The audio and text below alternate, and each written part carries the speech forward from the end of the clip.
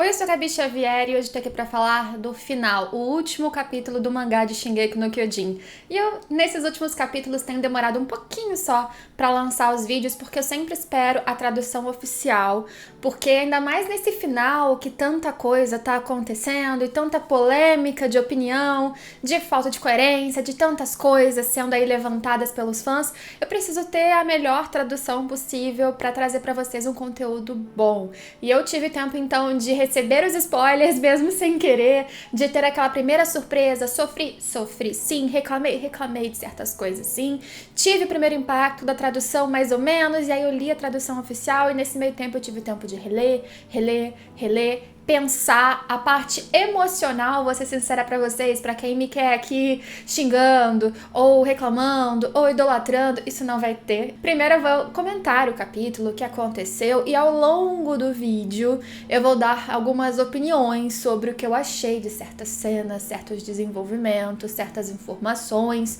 e no final eu dou um parecer sobre o que eu achei. Sempre lembrando, é claro, primeiro, que esse vídeo tem spoiler, caso você perdido esteja aqui, é o comentário do último capítulo do mangá de Shingeki no Kyojin. E depois, muito importante dizer que entre comentários aqui eu vou dar a minha opinião. Certas coisas eu gosto ou não por gosto pessoal e o seu pode ser completamente diferente. Não tem problema que parte do público tenha gostado, outra detestou. Não tem opinião certa. Gostar ou não é uma coisa pessoal e eu espero que vocês consigam entender e conversar entre si se respeitando.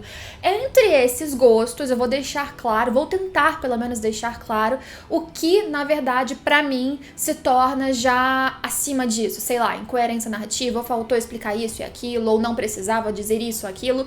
Eu vou tentar mesclar um pouquinho disso. Pra não dizer que eu não falei nada antes de comentar o capítulo em si, eu tive a sensação, e vocês vão perceber isso ao longo do capítulo, de que pra mim faltou página. Na verdade, faltou capítulos a mais, um pouco mais de tempo de desenvolvimento teria sido incrível pra Shingeki, porque certas informações, certas viradas e construções novas, apresentações novas de traços de certos personagens não foram bem construídas nesse último capítulo. A gente teve algumas viradas, algumas surpresas, algumas informações que a gente consegue fazer força pra preencher algumas lacunas, mas careceu de desenvolvimento, e vocês vão entender o meu ponto ao longo da minha explicação. E faltou um pouquinho de coragem também do mangaka. O 139, ele veio pra trazer aquele pouquinho que eu achava que ainda faltava do Eren, eu comentei isso no meu último vídeo, inclusive, e ele trouxe um diálogo que aconteceu entre Eren e Armin dentro dos caminhos. O Eren, com a coordenada, ele podia, né, chamar os Eldianos, e ele teve uma conversinha com alguns dos seus amigos, e a gente viu a conversa dessa vez com o Armin. Isso rola lá no capítulo 131. Antes da aliança chegar até o Eren, o estrondo já estava acontecendo, pessoas já estavam sendo esmagadas, e é legal que esse capítulo, legal não, né? É bom que o capítulo tenha confirmado que 80% do mundo foi acabado, esmagado, exterminado, e tudo por causa do Eren, e ele tinha consciência do que ele ia fazer. Nesse diálogo, o Armin justamente questiona o Eren, né, e eles estão com forminha de criança, e ao longo da conversa eles vão crescendo, né, 10 anos, 15 anos, 19 anos, eles vão chegando na fase atual como se o próprio diálogo deles refletisse o ciclo da amizade, início ou começo, meio e fim. O Armin pergunta primeiro sobre aquela conversa emblemática, o soco fatídico, o joelho na cara, quando o Eren bateu muito no Armin, por que ele precisava fazer isso? Se ele já tinha visto o futuro, ele estava carregando muita culpa, mas qual foi o propósito daquela cena? E a justificativa do Eren foi a novela mexicana, que na época eu disse, nossa, se for isso é bem feio, mas a gente já viu isso muito em várias obras, desde novela mesmo, até filmes, séries, livros, mangás, daquela pessoa que precisa fazer algo difícil e se faz de vilão pra afastar os amigos, por isso que eu disse que era novela mexicana. Não gosto do plot, acho que o Eren é um baita de um ator, se não tivesse morrido podia concorrer ao Oscar, mas o que ele diz também é que pra afastar os amigos do que ele precisava fazer pra mantê-los longe, ele também foi no fluxo. Como que ele conseguiu bater nos amigos e sentir tanta raiva e o corpo mostrar tanta raiva? Porque ele se deixou levar. Eu acredito mesmo, depois de ler e reler bastante esse capítulo, que o Eren prova que ele parece incoerente muitas vezes porque ele tinha sentimentos incoerentes, porque ele estava mesmo perdido dentro de si, porque ele começou, como eu disse, muitas vezes, com certeza com um propósito talvez de proteger os amigos, como ele realmente confirmou nesse capítulo, mas nesse percurso ele se perdeu bastante, seja porque ele recebeu muitas memórias de passado, presente e futuro de muitas pessoas, seja porque ele não sabia exatamente qual seria o fim depois disso tudo, seja porque ele estava perseguindo ao mesmo tempo um propósito que era de um terceiro, que era da Ymir, mas isso a gente discute ao longo do capítulo. O Armin martela muito desde o início desse diálogo sobre a Mikasa, que pra ele o pior foi o Eren ter dito aquelas coisas tão duras pra ela, que ele, Armin, ok, pode pedir desculpa, ele entende, mas a Mikasa é quem deveria ouvir mesmo e receber esses pedidos de desculpas. E o Eren sabe. O Eren, nesses caminhos, ele tá um misto de ingênuo, triste, indefeso, como se ali ele estivesse expondo realmente as suas fragilidades. É importante a gente não apagar, mesmo que o capítulo não faça tantas recobrações de coisas passadas, que a gente já viu o Eren outras vezes, inclusive sozinho nos caminhos, desde que aconteceu o estrondo, e a sua persona também criança, muito novinho, no meio daquela destruição, sentindo uma liberdade. O Isayama não abandona o conceito de liberdade, ele vai aparecer no finalzinho do diálogo com o Armin, mas aqui ele dá um pouquinho mais de razão. O Armin ali compreende que o Eren fez isso tudo para que eles, os seus amigos ou a aliança, aparecessem como heróis. A gente sabe que quando o Eren na cerimônia da Historia encostou na mão da rainha Historia, ele recebeu um fluxo de memórias, inclusive do futuro, uma coisa enlouquecedora, um backup do nada, e ele ficou confuso, agitado, com medo. Depois ele começou a seguir o que ele achava que deveria fazer em função do que ele enxergou. A gente nunca soube exatamente o que ele viu, mas agora eu consigo supor que ele minimamente, ou sei lá, viu realmente até onde ele morria. Se picotado, em fragmentos, sem uma narrativa de alguém contando linearmente, mas ele com certeza aqui afirma que ele inclusive viu que uma luta final seria entre ele e o Armin, como aconteceu no 138. E não é incoerente quando eu parei pra pensar que o Eren faça algo pelos amigos, porque continua sendo egoísta, tem um quê de egoísmo muito grande, como o Eren criança também sempre mostrou desde o início. Porque vamos ver, ele fala naquele dia, durante o período do time skip, num pôr do sol, antes da ferrovia ser inaugurada, todo mundo corando que ele queria salvar a vida dos amigos. E salvar a vida dos amigos incluía acabar com a maldição titã. O Armin não morreria em determinado tempo e ninguém pegaria o seu titã de ataque para se condenarem também a um futuro de vida limitado. Então ele precisava encerrar esse fluxo e mais. Quando ele entrou nos caminhos, quando ele teve contato com as memórias, ele também sentiu e soube que a Mikasa era a chave para alguma coisa. Sabendo disso, ele seguiu. Ele avançou, ele apenas foi. Ele não estava lutando pelo Floch e pelos Jaegeristas, ele não estava lutando por Parades, ele condenou diversos Eldianos a um futuro muito ruim, a morte mesmo fora da ilha. Ele não fez aquilo pelo mundo, por mais que o plano dele se assemelhe bastante ao fim de Code Geass, sem detalhes para quem não viu ainda o anime ou o mangá, o que acontece é que o plano dele não era exatamente isso. Ele não foi uma ameaça única que o mundo se uniu, o mundo foi aniquilado. E ele mostra para o Armin que ele sabia que ao criar os amigos como heróis, não é como o Armin inicialmente achava na conversa, que o mundo não retalharia Parades porque entenderia que os Eldianos podem ser bons. Não. É que, Armin, eu vou matar 80% do mundo. Não vai ter gente pra fazer guerra com vocês. O Armin fica chocado, mas é isso. O Eren, ele não pensou no depois. Ele sequer sabia o que a Mikasa ia fazer e como ela quebraria o ciclo. Ele só sabia que ia acontecer e ele só foi avançando. Não tinha um plano mega elaborado, não tinha uma super mastermind, um cara frio, muito calculista. E eu entendo que isso possa ser frustração para muitas pessoas. Até aqui, quando eu reli, falei, ok. O diálogo segue minimamente coerente na construção do Eren e do que ele sempre foi. E é então que o Eren finalmente leva o Armin para uma paisagem que o amigo sempre quis ver. Eles encontram a lava, o vulcão, um rio de água pegando fogo, né? Entre aspas. E o Armin fica encantado, e como eles estão já em forma mais novinhos, é bonitinho de se ver, né? É um momento que os amigos só podem ter juntos nos caminhos, não na realidade. E o Eren continua a contar a história da Ymir Fritz. A gente tem um pedacinho do diálogo deles cortado, em que o Eren começou a explicar que a maldição dos titãs já existe há 2000 anos por causa do vínculo que a Ymir Fritz tem com algo. E ali o Eren explica que a Ymir Fritz continuou nos caminhos, na minha opinião, criou a dimensão dos caminhos por amor. Vamos lá. Amor ao rei Fritz. O rei Fritz, que como ele mesmo deixa claro, queimou a sua aldeia, matou seus pais, cortou sua língua, mandou todo mundo caçar ela, como a gente viu, e depois fez ela casar com ele porque ela tinha um poder incrível para ele dominar várias nações. E ela amava.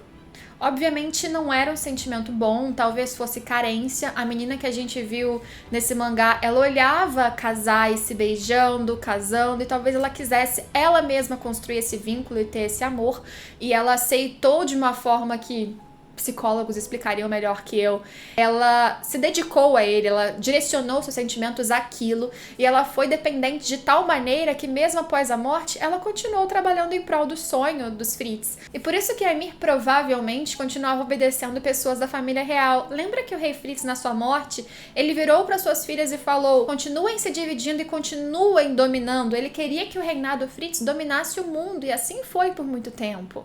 E a Ymir trabalhando em prol de todo mundo, todos os titãs, desse mecanismo que o marido dela queria que acontecesse, talvez se explicasse por essa dinâmica desse amor que horrível, de mau gosto. Acho que a obra poderia ter trabalhado melhor o quanto isso era doentio, embora seja óbvio. De novo, faltou espaço para uma coisa tão delicada como essa ser melhor trabalhada. Bem, essa coisa, esse vínculo atormentava de alguma forma, porque o Eren disse que ela também queria se libertar, não conseguia, mas com esses conhecimentos de passado, presente e futuro, ela aguardou a pessoa que desse a oportunidade, que desse o gatilho, a chave para ela finalmente se libertar, e essa seria a Mikasa. Por quê? O Eren não sabe. Por quê? Porque ele não teria visto o momento em que a Mikasa cortou a sua cabeça. E ele trabalhou em prol disso tudo também, seguiu adiante, porque no futuro tudo tinha que acontecer, não em prol dos Eldianos ou da paz mundial. O Eren não tinha esse tipo de pensamento, ele nunca falou, e ele sequer fala no 139.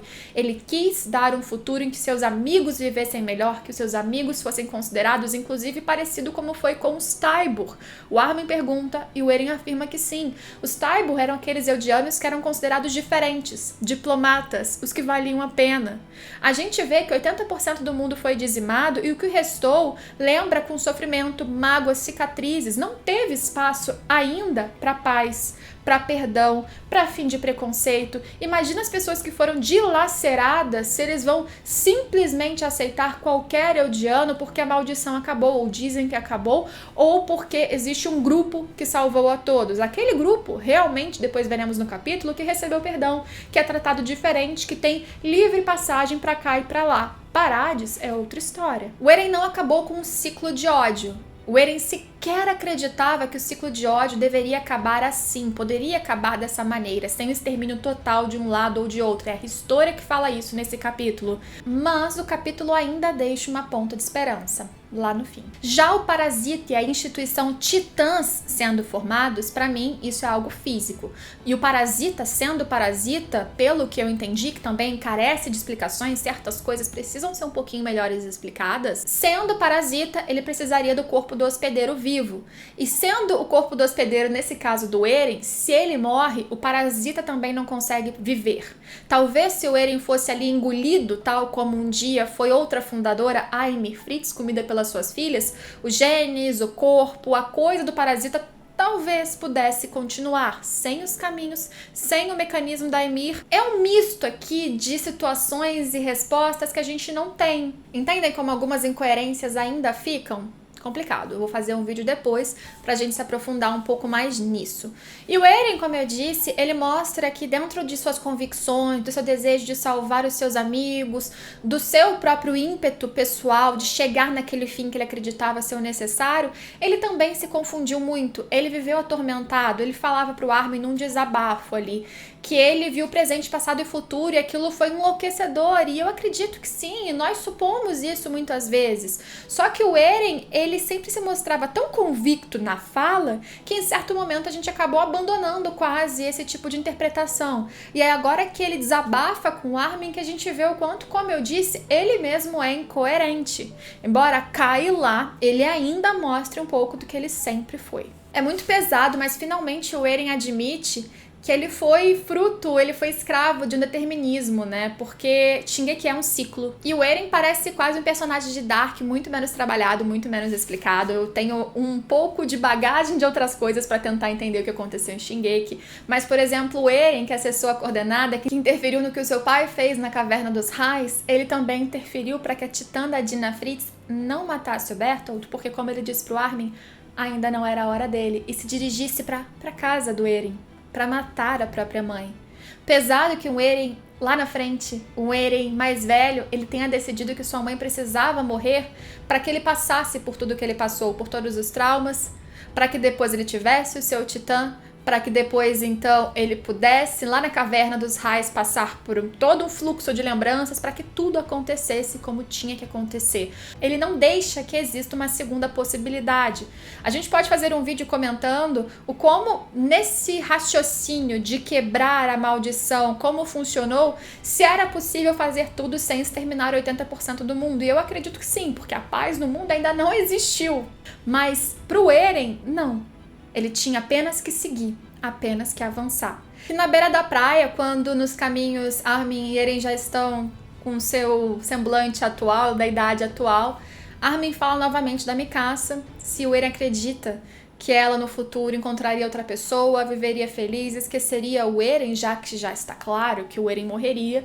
E o Eren diz, não sei, vai saber.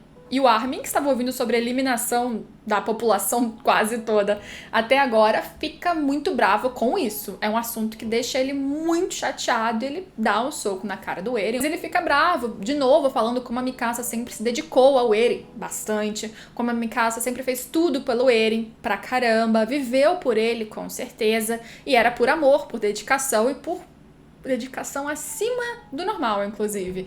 E eu queria lembrar de novo que muitas coisas que eu falo aqui não são achismos, porque o Eren, aos 15, quando ele passou naquele teste com o cinto e de equilíbrio na turma de cadetes, ele olha pra Mikasa e pensa, agora eu não preciso mais de você. E ela fala, ele tá feliz porque vai ficar perto de mim. E ele tá pensando o contrário. O Isayama, em entrevista no guidebook oficial dessa história, ele já comentou aquilo que eu já disse outras vezes, que o Eren olhava pra Mikasa, pelo menos naquela época, e a enxergava como algo parecido como uma mãe. Em qual sentido? No sentido de estar sempre cuidando, em cima, e aquilo o incomodava, porque ele queria estar livre um pouco, queria ser independente. É claro que a gente pode supor que o Eren gostava da Mikasa, mas que ele só descobriu isso aos 19, no fim da sua vida, nesse tempo de time skip que a gente não acompanhou. Mas de qualquer maneira, é difícil ver a cena do Eren falando agora que a Mikasa não poderia ter ninguém, que ele não suportaria ver a Mikasa com outro homem, que ela tinha que ficar 10 anos remoendo a sua morte depois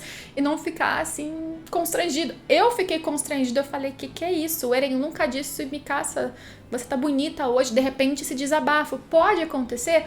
Pode, mas não teve um indício antes disso. Nem estou duvidando que o sentimento do Eren por ela não pudesse acontecer, mas de novo, faltou um pouquinho de desenvolvimento, faltou um tempo para essa virada.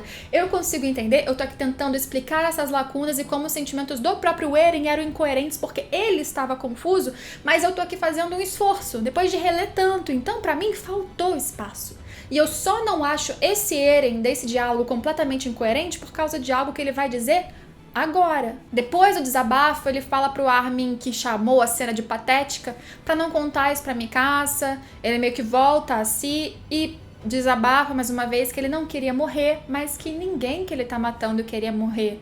E será que ele vai ser perdoado algum dia? Mas, e aqui tá onde eu acho que ele mostra pra gente que ele não esqueceu, pelo menos em 4 balõezinhos, quem era o Eren que ele e Isayama construiu. Ele fala que ele pisoteou o mundo, que ele vai matar os 80%, que vai acabar com a natureza, ecossistema, que vai tudo praticamente começar do zero. E o Armin fala, você fez tudo isso só pela gente? Precisava mesmo? E ele fala que, na verdade, ele acha que mesmo que não visse o futuro, esse futuro em que os amigos vão e lutam contra ele, o futuro em que ele acredita que os amigos poderiam ser heróis logo depois da sua morte, mesmo assim, ele faria a mesma coisa. E por que pra mim isso é muito coerente? Porque a construção que a gente viu foi de um Eren que faria a mesma coisa.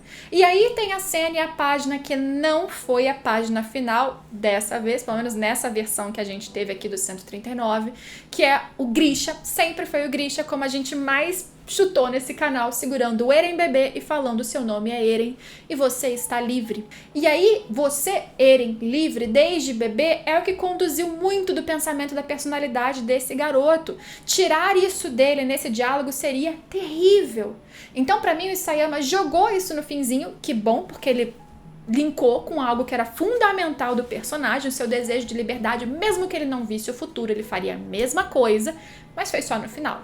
Pra mim, essa pequenininha ilustração, que seria a última página, se era pra ser o final do capítulo, provavelmente em uma versão anterior ou na cabeça do Isayama antes, a gente ia terminar essa história vendo o desabafo do Eren, que ele fez tudo, que ele foi culpado pela morte da sua mãe, que ele juntou as pontas do destino e entrou no mesmo mecanismo para chegar sempre no mesmo ponto, esteja certo ou errado, e no fim, apesar de se culpar, ele sempre faria isso, independente dele ver o futuro ou não. Seria um fim o quê? Amargo. Porque esse fim não daria tanta humanidade pro Eren, e por isso que a gente não termina o capítulo aqui, na minha opinião, e por isso que a gente abriu com um diálogo que em seguida, depois desse desabafo do Eren, vem com o Armin fazendo o quê? Perdoando, e com algo que pra mim não faz o menor sentido, o Armin agradecendo, não agradecendo a amizade, não agradecendo o carinho, ele agradeceu pelo Eren ter feito tudo o que fez com o mundo por eles, por você ter se transformado nesse assassino em massa por nós. Porque assim, era isso que o Armin precisava, eles juntaram uma aliança com inimigos, e o que eu achava legal da aliança era que eles estavam lutando por pessoas sem nome. Era um ato de altruísmo gigantesco, pro Eren chegar agora e falar, Eren, era tudo por mim? Por mim, Eren? Pela gente? Ai, Eren, obrigado. Nossa, pode fazer, faz isso, obrigado. Sabe, não faz sentido. Por mais que a amizade, eu entendo que continue, o carinho, entendo. O sofrimento quando o Eren volta dessa memória, porque o Eren fala, vou apagar sua memória, você não vai lembrar, na próxima vez, no futuro, você vai estar lutando comigo até a morte. Depois que ele volta e ele enxerga a Mikasa carregando o seu amigo, apenas a cabeça, na verdade, eu entendo o sofrimento. Ele não precisa ter raiva. As únicas pessoas, as primeiras pessoas que poderiam compreender, ter pena e empatia até por um cara que fez o que fez, como o Eren, eram eles. Faz sentido, a amizade era muito forte. Mas agradecer, sabe, não fez sentido, não teve construção para essa fala. Até porque depois a gente vai ver, como eu disse, que o desejo e a esperança de paz existe, mas o ciclo de ódio não acabou. Não no fim do 139. Se tiver um capítulo extra mostrando que acabou, aí ok, mas não nesse aqui. E, novamente, essa lembrança do Armin foi uma conversa que o Eren, com o poder da coordenada, pôde apagar da sua memória. E o Eren conversou com outras pessoas também, pelo que a gente viu. Rana, Annie, Jean, Connie. Com o Connie, ele inclusive disse que a sua mãe voltaria à forma humana. Isso, né, porque eu não comentei, mas a galera voltou da sua forma titã, algo que eu realmente, vocês sabem, eu não gostaria que acontecesse, apagou completamente o impacto incrível e corajoso do 138, mas já falo sobre isso, e conversou também com Mikasa. E aí o que a gente tem que lembrar, Mikasa é Ackerman. Então a Mikasa não esqueceria uma conversa, o que me fez pensar que as memórias da Mikasa, o sonho da Mikasa no 138 foi o Eren. Que o Eren, que pôde manipular cenários com o Armin, com a Mikasa fez aquele cenário, aquela conversa, que foi um instante da realidade, assim como foi o Armin, que num instante voltou e estava nos navios assim, olhando pro nada, e tinha um pássaro, que não era o Eren, mas era um símbolo de liberdade, um símbolo do Eren, da sua luta. O mangá sempre foi assim. Não tem Eren pássaro, mas tem pássaro símbolo Eren. tá? Mas a gente não viu detalhes de nenhuma das conversas, exceto essa do Armin e, na minha opinião, novamente, da Mikasa. Que o Eren, que tanto queria que a Mikasa nunca tivesse ninguém e não o esquecesse, ele teve algum fluxo de racionalidade, de empatia, não sei, e ele quis que a conversa dele com ela fosse um instante de paz. Um futuro que eles nunca viveram. Não tem linhas paralelas em Shingeki, pelo que a gente viu, é um fluxo fechado. No final da visão, o próprio Eren já está ali morrendo, é uma forma dele se despedir da Mikasa de uma maneira, talvez, que ele tenha pensado, menos dolorosa. E ele fala, Mikasa, me esqueça, e ela diz que não pode. Só que mesmo com essa visão, a Mikasa tem aquela escolha, o gatilho de matar, cortar o pescoço do Eren, e é essa decisão da Mikasa que teoricamente fez a Ymir Fritz se libertar das suas próprias amarras, da sua própria dependência emocional. Por que será? Não foi bem trabalhado, mas vamos tentar preencher essas lacunas. Olha como faltou um pouquinho de página aqui, gente. Eu não acho que tem que ser tudo extremamente explícito, mas se for tudo vago, aí já é demais, né? Eu acho que esse sentimento louco da Ymir se assemelhou de alguma forma com a dependência que a Mikasa sempre teve com o Eren, e quando a Mikasa colocou os seus sentimentos pra trás, pra poder libertar tanto o Eren daquelas amarras dele, quanto talvez ela das suas próprias amarras e resolver aquele problema para além dos seus sentimentos, quando ela fez isso, talvez ela tenha incentivado a Ymir de se libertar também. Ymir não viu que depois Mikasa ficou carregando uma cabeça no colo para sempre, mas teoricamente, aquilo fez com que a Ymir se libertasse. Pra mim, na minha visão, sem mais explicações do mangá, com a Ymir se libertando, fim dos caminhos de liberdade dos Eldianos, que eram presos até depois da morte por causa da existência dos caminhos. Aí a Pieck falando que queria ter conversado com o Eren também. Que? A Pieck?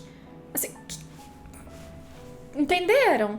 Tem algumas coisas nesse capítulo que são muito jogadas, então eu não acho um desperdício completo, eu não acho que ele precisava funcionar pra mim, mas certas coisas, ainda que fosse tudo igual, precisavam ser mais bem desenvolvidas, ou fica um monte de situações que vão chamar de fanservice e não dá nem pra gente discutir, né? Mas, entre tudo isso, de novo, tem cenas muito boas. A despedida do Levi com o pessoal da tropa, da sua tropa real, né?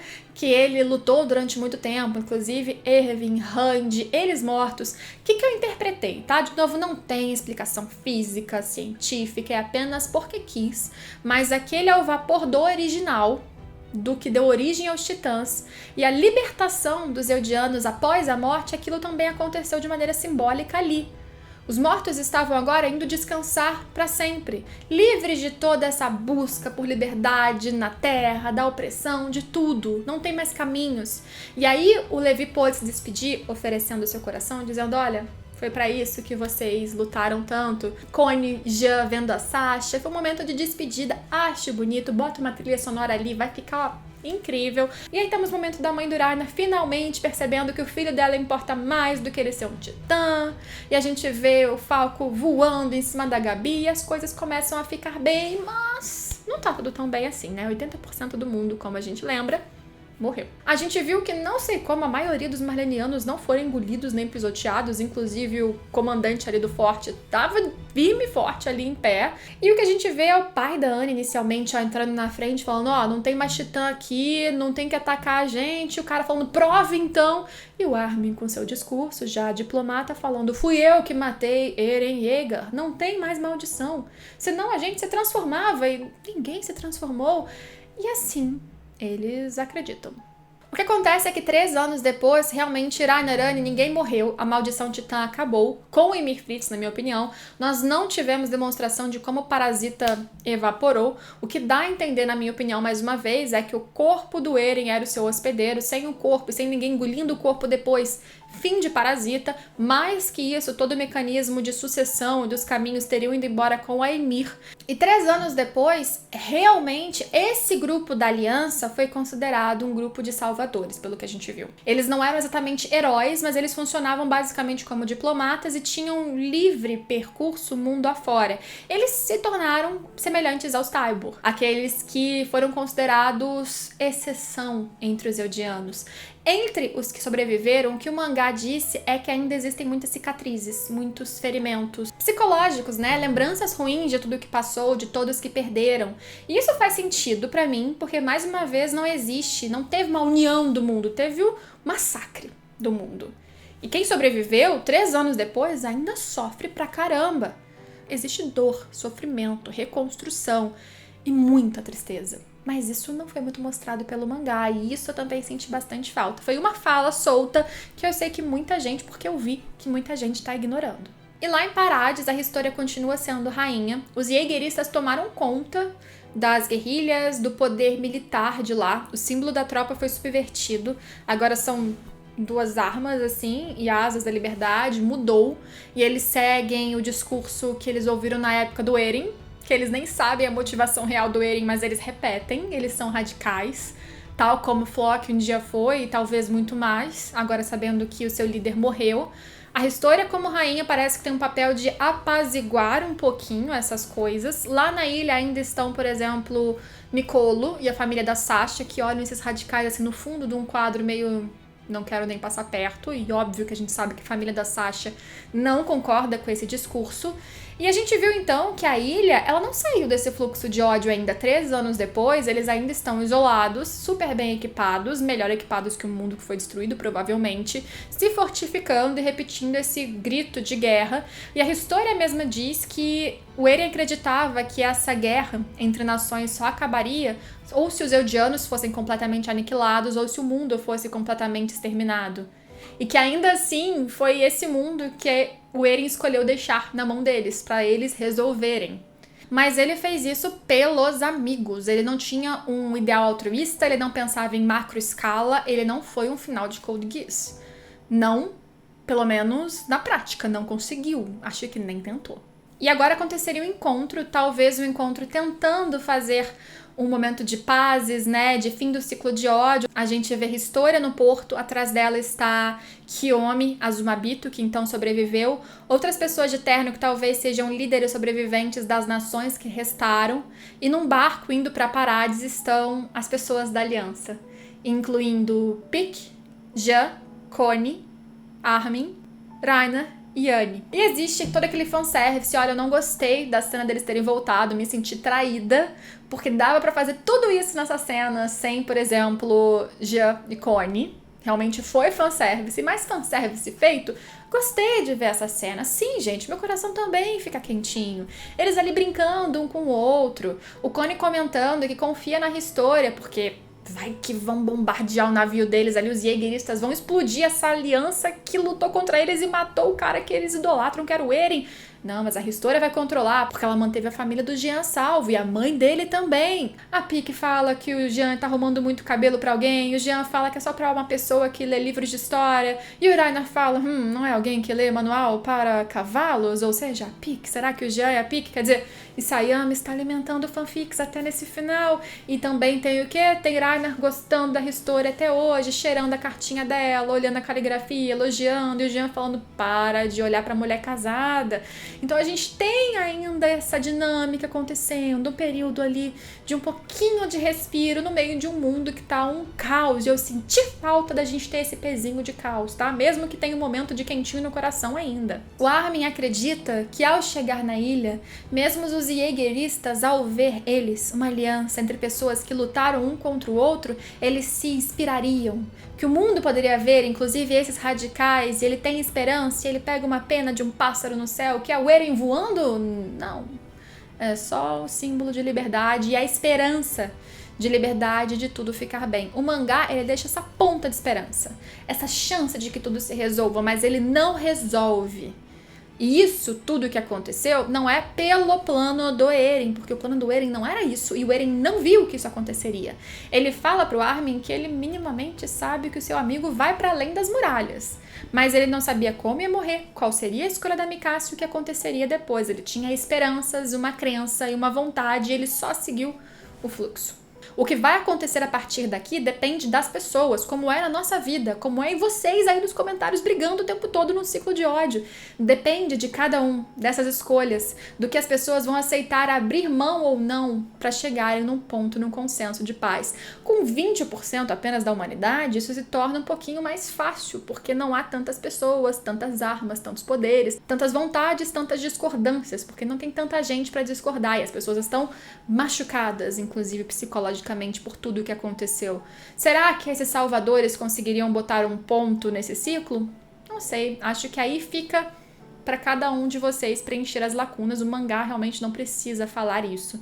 Em Parades ainda, a Ristora está casada, o filho dela é do fazendeiro, as pessoas bateram na tecla, falaram não é possível, era possível, e ela ficou com aquela cara de depressiva a gravidez inteira, mas agora parece que ela tá de boa. A filha dela, a menininha de pé sujo, uma bonitinha, tá completando 3 anos e ela continua casada com o fazendeiro. Eu me pergunto se ela é só também refém do destino e segue o fluxo daquilo que, como ela disse, o Eren deixou pra trás, ou se ela conseguiu ser feliz nessa realidade e no que ficou pra ela fazer. A outra pessoa com destaque nesse mangá foi Mikasa, que não sabemos como, mas ela decidiu que ia levar a cabeça do Eren pra descansar, onde ele sempre gostou de dormir. E eu não sei bem se ela foi nadando, se ela pegou um bote, o que ela fez com essa cabeça que foi apodrecendo de Marley até chegar em Parades, mas ela aparentemente sozinha foi 3 anos atrás e enterrou a cabeça do Eren naquele local que ele abre o anime dormindo, acordando. E lá ela está, do lado da sua pequena sepultura, desejando um dia rever o Eren, dizendo que em breve ele terá visitas. Por quê? Porque seus amigos da aliança estão chegando em Parades para a conversa de tentativa de paz. E quando ela fica lá sofrendo, querendo revê-lo, lembrando, surge quem? Eren Pássaro. Não é Eren Pássaro. É só um pássaro, que é um símbolo de liberdade, de paz, em certos sentidos, né? Eren Pomba. E aí ele puxa o quê? O cachecol da Mikasa, que faz ela lembrar de quando o próprio Eren lhe deu o cachecol. E ela fica presa nessas memórias. Eren, parabéns, Mikasa vai ficar pensando em você por 20 anos, né? Por 10 não, nossa, gente.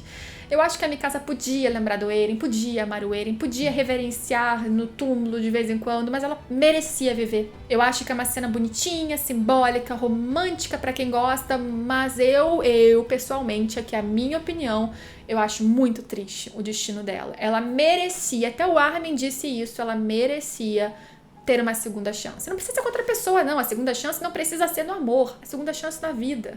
Viver, trabalhar com outra coisa, viajar, ser feliz, respirar. A gente viu que o próprio Levi tá lá na cadeira de rodas, fora de Parades, com Gabi, com Falco, o Nyankopan andando por ali, e ele tá vivendo com suas memórias, dores, sofrimentos, mas ele tá vivendo. A Mikasa parece ter estagnado lá nas suas memórias, nas suas lembranças, e isso é muito difícil de ver, sabe? Uma personagem que podia ser mais.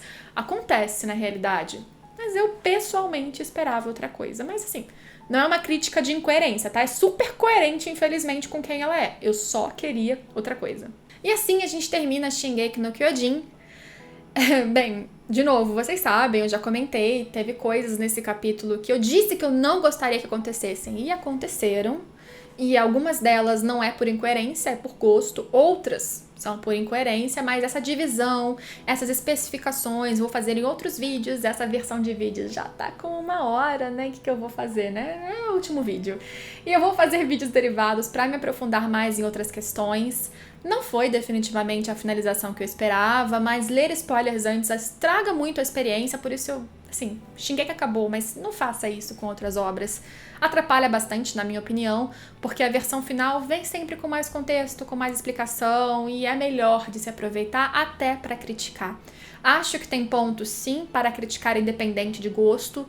Acho que independente de qualquer defeito é possível, e eu vi que muitos estão gostando, não é a maioria que não gostou, é porque as pessoas que não gostam fazem mais barulho. Eu não sou daquelas que amei o capítulo, não me emocionei, senti muito mais coisa no 138. Se tivesse acabado no 138, cheio de ponta solta, provavelmente eu teria gostado muito mais. E dia 14 tem um anúncio aí da Besatsu, não sei se eles vão anunciar só um pôster, um vídeo qualquer de alguma coisa, um capítulo extra, páginas a mais. esse capítulo era fake, eles vão fazer outro, ou se, sei lá, vão anunciar nada. Mas esperamos notícias, se tiver qualquer coisa a mais a gente comenta. Agora, eu não me arrependo da jornada de Shingeki aqui com vocês no vídeo. Foi uma história que me trouxe muito proveito pessoal e profissional também, marcou a minha vida, teve durante todo esse caminho mensagens e coisas que pra mim funcionaram muito, muito. Pra mim, grande parte de problema nesse final foi porque o Isayama provavelmente inverteu as coisas, não terminou com a página e com o efeito que ele esperava terminar, provavelmente tentou agradar mais os leitores e provavelmente agradou mesmo vários dos leitores fazendo isso, especialmente no Japão, mas aqui também. E não é porque não foi do meu gosto que não é bom, e definitivamente não é exatamente o meu gosto como terminou, mas de tudo pra mim não foi um desastre. Eu sei que pra muitos foi, mas isso fui eu relendo e tentando vincular aqui uma ponta ou outra, e ainda assim muita coisa ficou solta. Eu acho que um capítulo extra, páginas extras pelo menos, podem corrigir certos detalhes. Enquanto isso, a gente fica com o que tem, sem esperanças do que pode vir por aí, e continuaremos comentando esse último capítulo, finalizações, o que não veio, e o anime quando ele sair também, o final do anime. E vamos continuar comentando também outros mangás, animes, nesse formato de Shingeki, sem planos, pra quem vive me perguntando, porque eu vou no fluxo das coisas. Se me der vontade, eu faço. Não vou fazer por hype, senão não faz com gosto, não é legal. Gostei muito de Shingeki, nem tanto do final, mas de Shingeki como um todo eu gosto muito e isso não mudou, a jornada foi incrível. E muito obrigada a vocês de novo que fizeram parte dela aqui comigo. Se vocês gostam do conteúdo, deixa o like, comenta o que vocês acharam, mas com muito respeito se possível. Comenta o que vocês acharam da minha opinião também, não tem problema. E espero vocês, se vocês quiserem continuar comigo, em todos os próximos vídeos e nas redes sociais também, porque lá eu desabafo um pouquinho mais. Tchau, tchau, gente!